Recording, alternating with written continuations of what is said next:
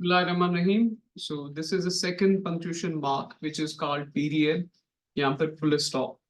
So हमारे पाकिस्तान के context में it's very famous full stop के नाम से. तो full stop का जो सबसे prominent use होता है वो ये है जब भी किसी भी sentence के अंदर या फिर किसी भी paragraph के अंदर जब कोई भी आप बात अपनी complete करें तो वहां पे हम पीरियड यूज करते हैं, फुल स्टॉप यूज करते हैं. फॉर एग्जाम्पल एक पैराग्राफ के अंदर आपने एक बात कही, फिर दूसरी कही, फिर तीसरी, फिर आपने चौथी बात कही.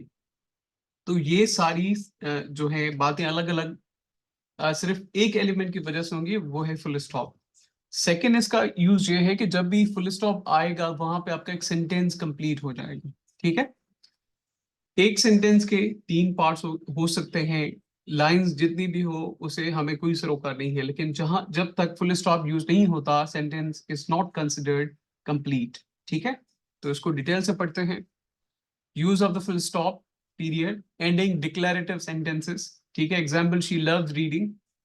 डिक्लेरेटिव सेंटेंस का यहाँ पे ये सेंटेंस है कि मतलब कोई भी ओपन स्टेटमेंट है तो उसे हम कहते हैं, या फिर एक कंप्लीट बात है, कोई भी आपने बात वेरी मच क्लियर कही, शॉर्ट है, लॉन्ग है, उस सेंटेंस को हम कहते हैं डिक्लेरेटिव या फिर कॉमनली एक्सप्रेसिव सेंटेंस. ठीक है, a full stop is used at the end of a declarative sentence that makes a statement. ठीक है, स्टेटमेंट मेकिंग को डिक्लेरेटिव कहा जाता है. डिक्लेरेटिव दूसरे भी सेंटेंसेस होते हैं लेकिन हम वहां पे नहीं जा रहे. तो जस्ट सिंपल आप ऐसा समझे कि एक ओपन स्टेटमेंट जब भी हम देते हैं, वी क्लेम समथिंग, तो वहां पे हम ये यूज करते हैं. सेकेंड इसका यूज है ending indirect questions. Example, he asked if I was coming. Full stop. Indirect question कैसे है? When a question is reported indirectly, a full stop is used instead of a question mark. हाँ, अब यहाँ पे देखें, he asked if I was going. ये एक indirect question है, डायरेक्ट क्वेश्चन नहीं है. डायरेक्ट क्वेश्चन होता तो फिर हम क्वेश्चन मार्क यूज करते, फुल स्टॉप नहीं. तो राइटिंग के अंदर बहुत सारे ऐसे सेंटेंस हैं, sometimes means we ask in a question form, तो अगर वो इनडायरेक्ट है तो we must use full stop here. ठीक है, ओके. थर्ड यूज है after abbreviations. Example, she lives in Washington, comma DC. अब एब्रिविएशन हम कहते हैं कोई भी ऐसा वर्ड है जिसको हमने थ्रू लेटर्स डिनोट किया है, जैसे डीसी. ठीक है, Washington DC. Washington is America's capital और डीसी इसका शॉर्ट फॉर्म है. DC represents district of Columbia. तो ये इस शहर का नाम है. ठीक है, Washington is a prominent name. बाकी इन्होंने एब्रिविएशन में ये लिखा है. समटाइम्स वी कॉल इट, और समटाइम्स दूसरे ऐसे वर्ड होते हैं, वी कॉल देम एक्रोनियम्स. लेकिन एक्रोनियम्स के अंदर we use first initial word और कैपिटल वर्ड्स में हम उनको डिनोट करके यूज करते हैं. ठीक है, okay. A full stop is used after abbreviations, particularly those that are common or standardized. ठीक है, और उसके बाद है इन एलिप्सिस, थ्री डॉट्स. एलिप्सिस हमने इंट्रोडक्टरी पढ़े थे. इन पंक्चुएशन मार्क्स यहाँ पे देखते हैं क्या है. Example, she was thinking ellipsis but then she change her mind. यहाँ पे एलिप्सिस रिप्रेजेंट कर रहा है कि शी वॉज थिंकिंग. एक अनसर्टेन सेंटेंस होता है, या फिर एक प्री डिटरमाइंड, जो एक रीडर उसे उसका जो जिस्ट है वो हासिल कर सके. जैसे कोई भी सेंटेंस पढ़ा और उस बात को लिखने की जरूरत नहीं है, प्रीवियसली आपको रेफरेंस दिया गया है किसी भी बात का, या फिर एक ओमिशन डाल दी जाए और आप समझ जाएं, तो वहां पे एलिप्सिस हम यूज करते हैं. जैसे a series of three full stops known as ellipses indicate an omission or pause in speech.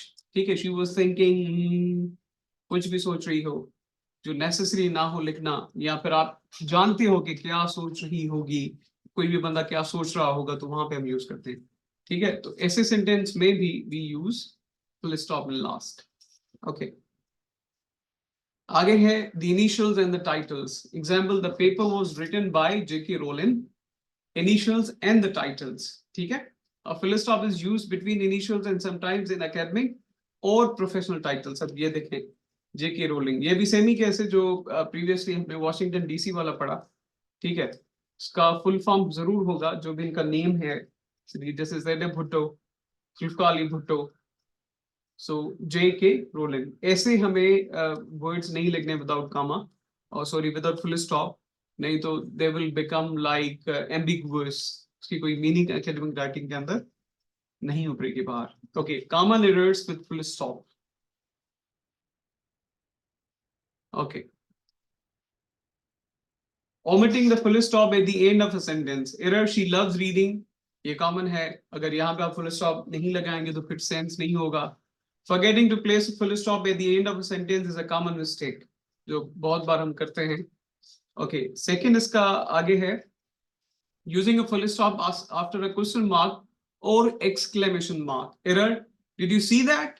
Question mark आ गई या फिर sign of exclamation अगर आ गई है तो उसके बाद full stop use करने की हमें जरूरत नहीं है. Corrected version इसका है did you see that? Question mark, बस बात खत्म हो गई. आप अपना सेंटेंस फिर से शुरू करें और इसके बाद वाला जो सेंटेंस आएगा उसका फर्स्ट लेटर कैपिटल होगा. ठीक है. A full stop is unnecessary after a question mark or exclamation mark, is these already indicate the end of a sentence. ठीक है. तो इससे सेंस ही आ जाता है तो उसके बाद जस्ट आप अपने सेंटेंस स्टार्ट करना है जो भी हो. Okay. Encourage use of full stops in abbreviations. Okay. Another, she lives in Washington DC. Corrected version है she lives in Washington DC. यहाँ पे हमने comma use करनी है. Leaving out full stop in standard abbreviations can lead to incorrect usage. ठीक है, तो हमें इनको perfect बनाना है. Okay. अब है over using the full stops and ellipses. Error, she was thinking but then she changed her mind. यहाँ पे देखें, ellipses का मतलब है 3 dots, not उससे ज्यादा. ठीक है. She was thinking ellipses but she changed her mind. Last में full stop आ गया. An ellipsis should consist of exactly 3 full stops, not more than or less. नहीं तो फिर उसकी मीनिंग चेंज हो जाएगी या फिर वो क्लियर स्टेटमेंट नहीं होगा. ओके.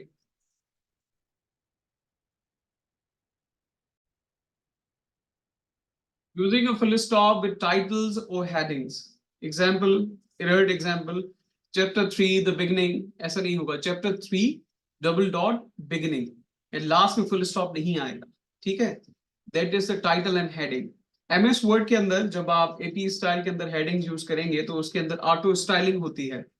उस ऑटो स्टाइलिंग में जैसे आप जाएंगे तो उसके ऑलरेडी सेट पैरामीटर्स होते हैं in terms of punctuation marks. ठीक है. तो वो अगर वहां पे आप प्रैक्टिस करेंगे, यू एड दीज टाइटल्स और वहां पे अपने हेडिंग दे दी, हेडिंग 1, हेडिंग 2 टाइटल है, या फिर फॉर एग्जांपल इन्वर्टेड कॉमास के अंदर कोई भी चीज लिखनी है, वहां पे जो भी पंक्चुएशन मार्क की एरर आएगी सो वहां पे वो एरर ही शो होगा. तो बेटर है वहां पे भी आप थोड़ी बहुत प्रैक्टिस करें, या फिर कोई भी एक रिसर्च पेपर वंस आप लिख लें तो पंक्चुएशन मार्क्स के ऊपर आपकी कमांड आ जाएगी. Okay, titles and headings generally don't require a full stop and other punctuation marks may be more appropriate. ठीक है. तो ये possibility इसमें हो सकती है. So this was lesson on the use of the punctuation mark, और उसमें second जो हमने किया वो किया period और full stop. So I hope you have got it, and अगर कोई भी इसमें सवाल हो तो you may ask.